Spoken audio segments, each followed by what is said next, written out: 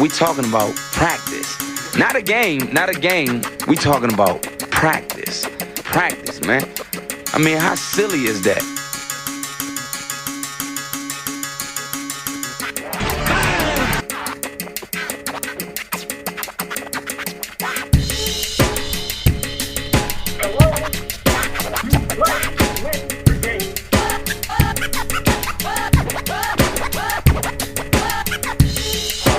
Just a bit outside.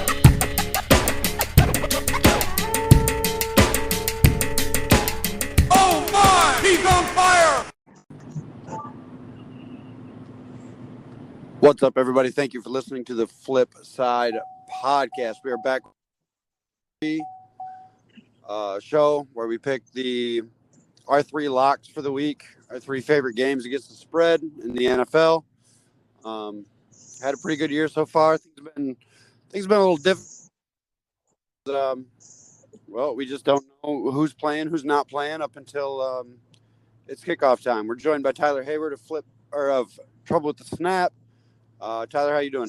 I'm doing well. Looking forward to kind of getting on the right track after a couple of shaky weeks. Haven't went 0-3 yet, but it's not been pretty lately. Oh, don't say that. Don't say that. No. All right. Well, we're gonna have to kind of click through these pretty quick. I know that we're both on a little bit of a time crunch right now, so why don't you go ahead and kick it off with your number 3 pick? The number 3 pick, I'm taking Tennessee -6 against Chicago.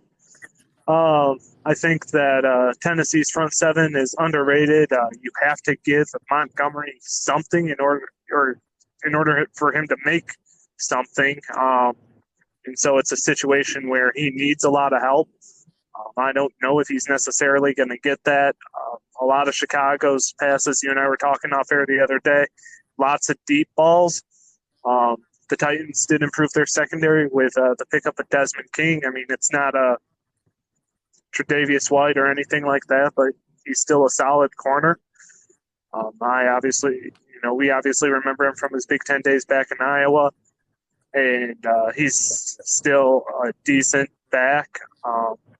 And then you also got to look at the offense. Ryan Tannehill for the Titans, a bad game last week. Before that, he was kind of putting up MVP-ish numbers.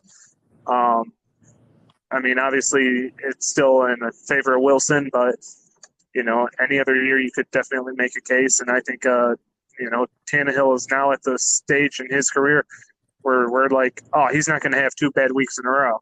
He hasn't put up the sexiest numbers, but he's otherworldly efficient. And, the Bears defense hasn't been as locked down as it has been. And so I'm going to take Tennessee in that one, even though the Bears have this crazy ability to make any game close. Yeah. And, the Titans had a bad week last week. And Tannehill, let me just say this before I go into the Titans a little bit. Tannehill's emergence, I don't think it's an emergence. I think it's just a damnation of how terrible Adam Gase is. Correct. That guy, we thought he was a bust, and well, it turns out Adam Gase just sucks at coaching football, and he's an offensive guy. And Tannehill goes to a defensive coach and Mike Vrabel, and he's more than just fine. So, but yeah, I think Tennessee's in this matchup was tough for me. I hate the Bears' offense, and I hate everything about their decision-making. But the loss in the offseason of Jack Conklin and the loss 2 weeks ago of Taylor Lewan, this is not the team you want to be without your 2 best tackles. Khalil Mack is going to get to the quarterback. Roquan Smith can come from anywhere, and Akeem Hicks can get pressure up the middle. So it could be a rough day for Tannehill and Derrick Henry, but I don't see the Bears scoring on offense. I don't care. This is Monday Night Football.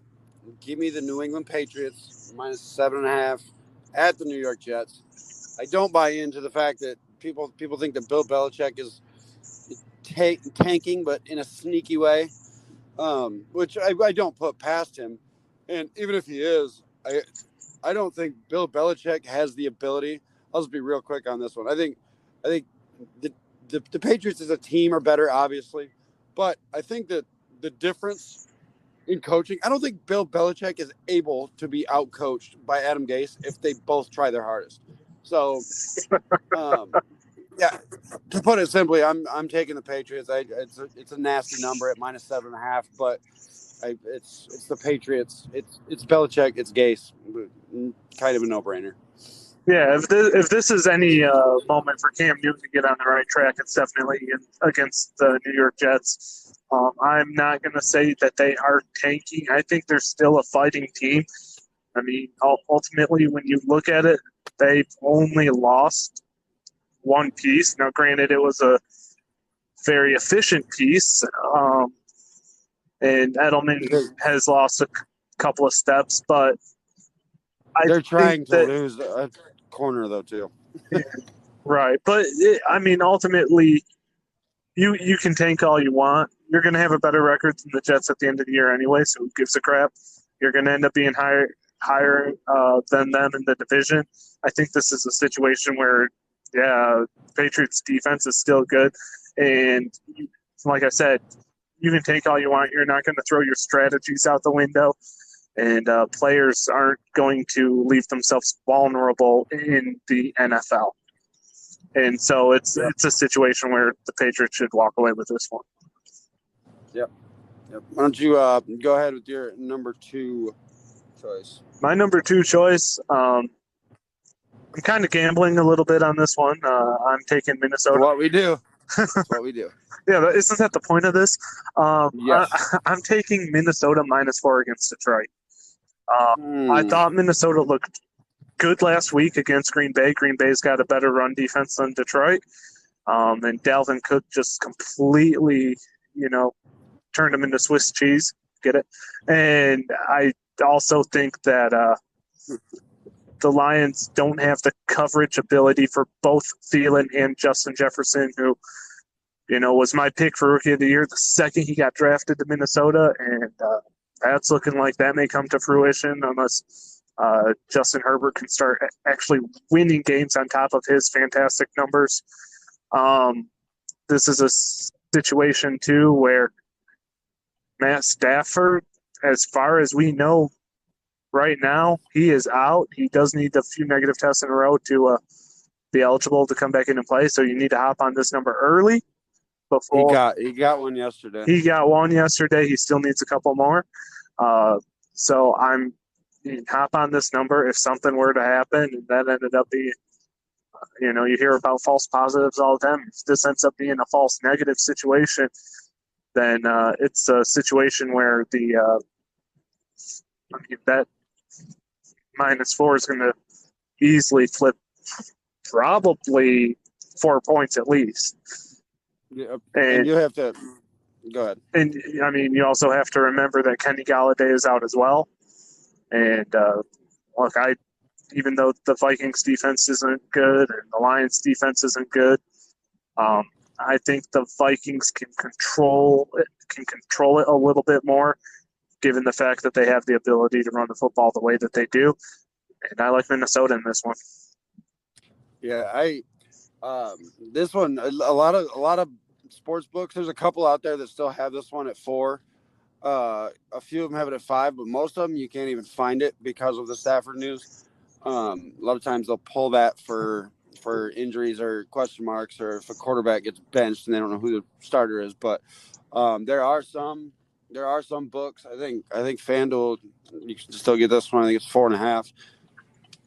But I expect that if Stafford were to have a positive, they say that Stafford, most starting quarterbacks are worth 2 or 3 points to the spread, and I don't think that's the case with Stafford. We saw what they were without him last year, and if Stafford were to play and Kenny Galladay were in on this game, I'd be all over the Lions because I just love revenge spots, and I certainly love a revenge spot for Everson Griffin and Adrian Peterson.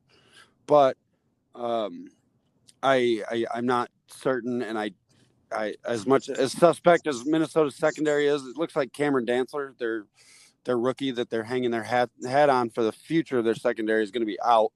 But without Kenny Galladay, that doesn't really matter. Dalvin Cook is back, and as Tyler said, he looks to be just fine. So Yeah, the Vikings a good play here if you can find it.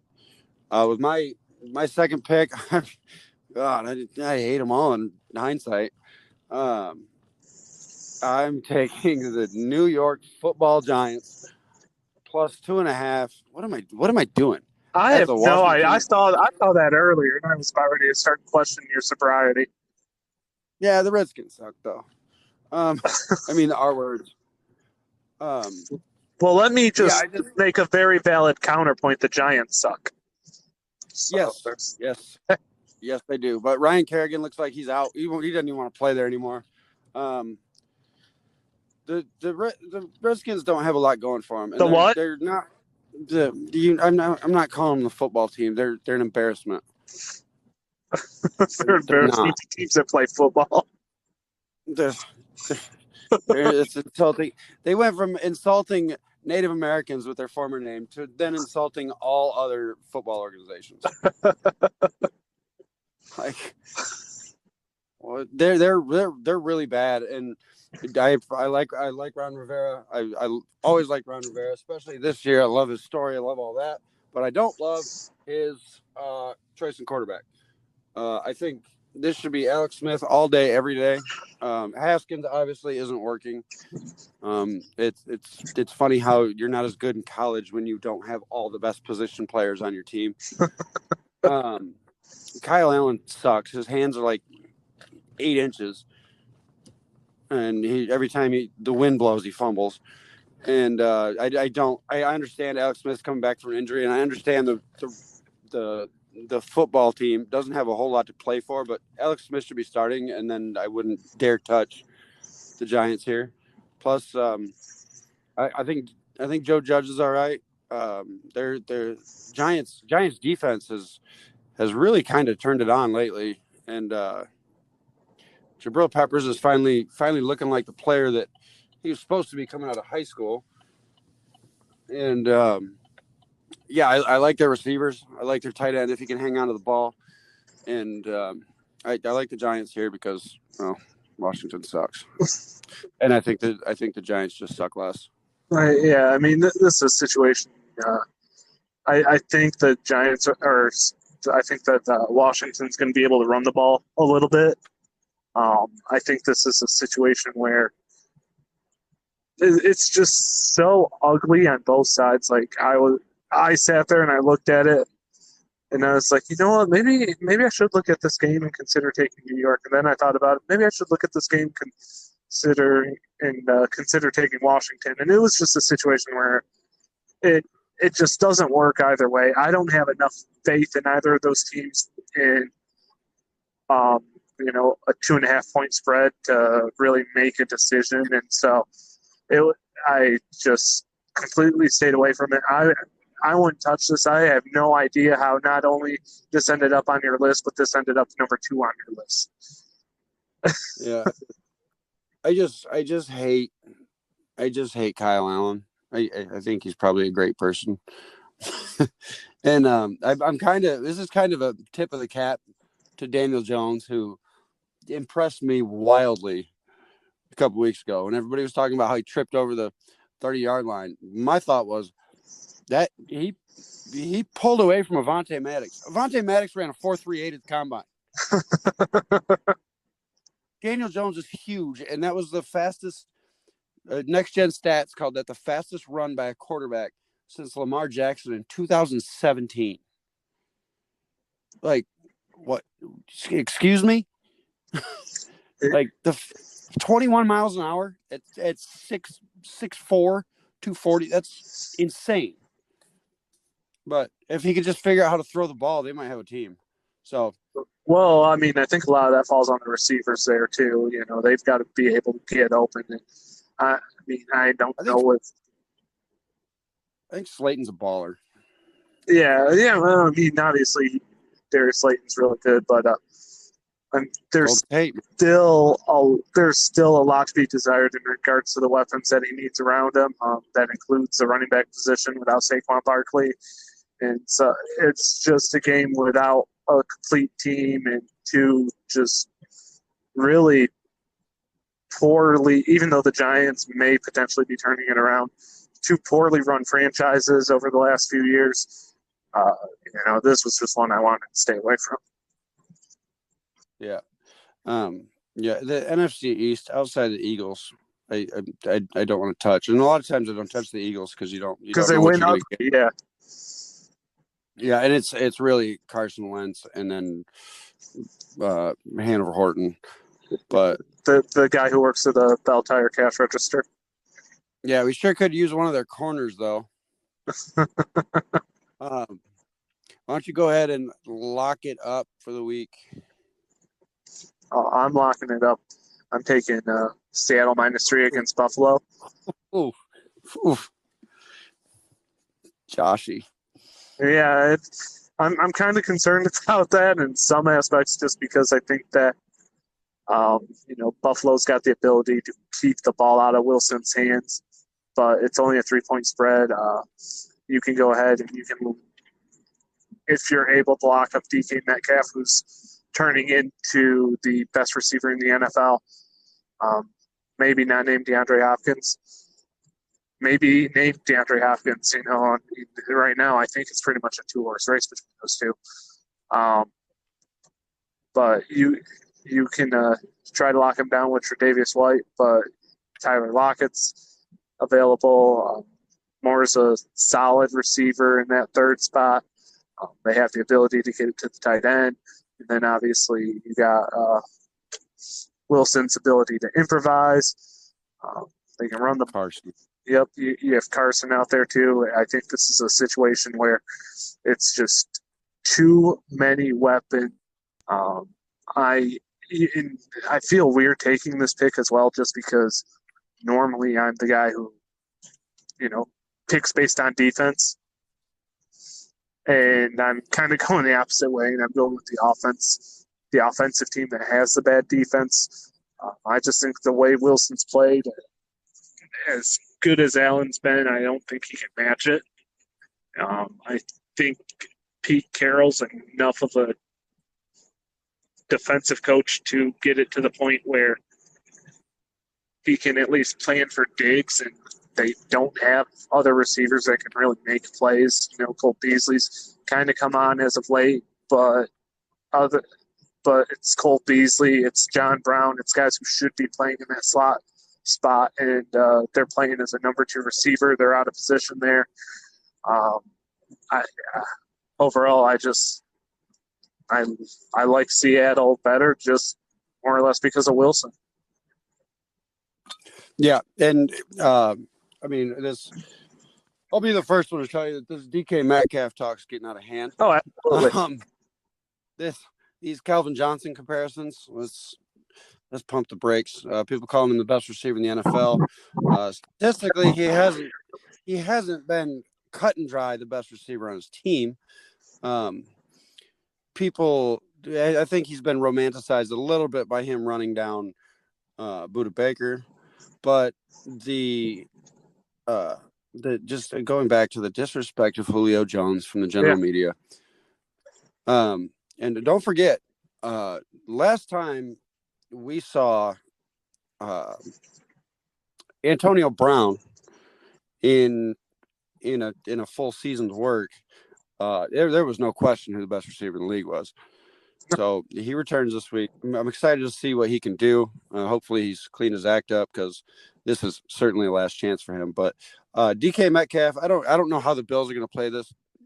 Sean McDermott is a great defensive coach. I don't know what they're going to do. They might put have Micah Hyde or Jordan Poyer helping out on DK Metcalf on the weak side, and just have Tre'Davious White follow Tyler Lockett around, because Tre'Davious White is a big physical corner, and he's not DK Metcalf physical, but Micah Hyde is. And I think Tre'Davious White might be shutting down Tyler Lockett this year. The only person I've ever seen really destroy Tre'Davious White was the most underrated receiver in the National Football League, and that's Kenny Galladay. But the problem here is the pass rush for the Bills leaves something to be desired. And if you can't get to Russell Wilson, I don't care who's in your secondary, because you give those receivers with that kind of speed and the I know this hurts a lot of feelings. The hands down best quarterback in the National Football League, that much time, you're going to have real problems. Josh Allen obviously can make plays, definitely make plays with his legs. He doesn't have a ton of weapons. Singletary's good. Zach Moss is good. It looks like the Seahawks are going to get Jamal Adams back this week, which is huge. I don't think Carlos Dunlap's going to play until next week, is what I'm hearing. Yeah. But the difference in this game, which is why I agree with your Seattle pick, is we've seen Josh Allen make some sketchy decisions in crunch time, and he's young. And Russell Wilson absolutely does not. So if this is a close game, which I expect it will be coming down to it, I take Russell Wilson here all day. And that's nothing really against Josh Allen. His decision-making late has made me lean that way, but I take Russell Wilson in a late game situation over probably anybody right now. Yeah, and that's the thing is Allen's decision-making has kind of, I don't want to say regressed because it's only such a short window that I'm looking at, but over the last couple of weeks, it's not been as efficient as it was at the beginning of the season. Right. So I'm going to lock it up. And as I look at this, I do not hate this one. Still don't. For a long time, I have hesitated to bet the Dolphins. And I kept digging into it. They're good against the spread. They have been for a couple of years. Ever since Flores got there, they've been really good against the spread. Even when they were 1-8 or whatever last year, they were like 6-2 against the spread, which means that Vegas underestimated them for half a season. So Tua's in. He wasn't overly efficient in his first game, which might turn out to help them out a bit here. The Dolphins are one of the healthiest teams in the league. Obviously, before I preface, I'm taking the Dolphins plus 4.5 at Arizona. I think this one is the matchup of maybe the two best high school quarterback prospects of the past 15 years. And I think Arizona's defense is kind of turning the corner. I think the fact that they don't know how to game plan for Tua because they have not seen him could be a problem. And I don't know that Patrick Peterson has the ability to just be absolute shutdown. Buda Baker's been great. Peterson's been great. They've got I forget the kid's name on the other side, the rookie or second year guy, but I think people underestimate this Miami Dolphins defense, and they've given up the least points in the NFL this year. They have an exceptional pass rush, and maybe the most underrated off-season transaction when they picked up Byron Jones to go along with one of the most underrated corners in the league in Xavier Howard. Their secondary is for real, and they might have the best secondary top to bottom in the NFL. And I think Brian Flores is a fantastic coach. This is obviously offense versus defense, but if Tua can make some plays, which I think he will, I like him to have his coming out party in this one. 4.5 is a great number. Arizona is a little bit fraudulent. I think they're exciting. They're young. A lot of players that really are about to turn a corner. It seems Kenyon Drake is not playing in this game, and DeAndre Hopkins is obviously a massive weapon. But like I said, if any secondary can take him out of the game, it's this one. So I like the Dolphins plus 4.5. Yeah, this is one that I was staying away from because I'm not as high on Tua as you are, mostly because I think there's a lot of Justin Herbert goes to the Chargers, and I'm like, oh, he's going to be good in the NFL. I feel like, well, the ceiling may potentially be higher for Tua. I also, I think that the floor could be lower. And it's just something that, given his, the lack of what I've seen from him, it was something that I wanted to stay away from. I'm not sure if, they can hang with the Cardinals in a scoring perspective. If the Cardinals get out to a quick lead, is he able to manufacture a comeback against Buda Baker and company? Probably not. And so, just another one of your picks that It's so weird. Like normally we agree on all of our picks and stuff like that, but this one I don't like. Yeah, and a lot of people. I mean, the Cardinals are. I mean, they were everybody's darling coming into the season, and I thought maybe we should wait a year on them. I did the same thing with Cleveland last year. Everyone was all over the Browns going into last year because they were loaded.